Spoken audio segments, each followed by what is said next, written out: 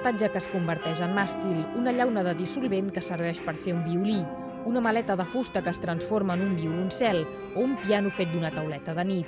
El grup musical Cabo San Roque utilitza objectes trobats pels carrers de Barcelona per construir part dels instruments del seu espectacle La Caixeta, que es pot veure a la Sala Beckett.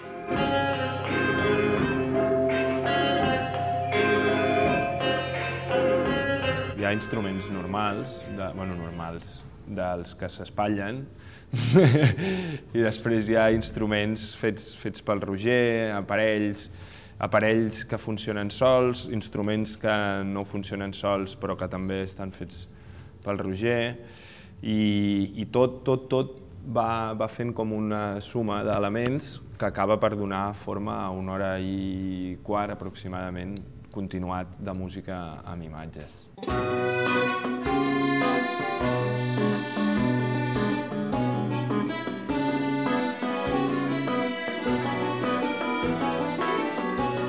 La Caixeta o bandes sonores insignificants per pel·lícules domèstiques posa música a films amateurs dels anys 70 rodats en Super 8 que els membres del grup van trobar abandonats dins una caixa al carrer. D'entrada era el fet de reproduir el que a nosaltres ens va passar al carrer, que va ser obrir una caixa i trobar un món a dins d'una caixa.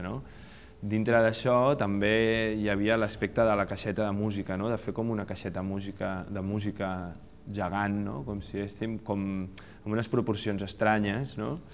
I després també hi ha el fet que, per exemple, aquests dos instruments són caixetes de música tonejades, com si diguéssim. És un element recurrent.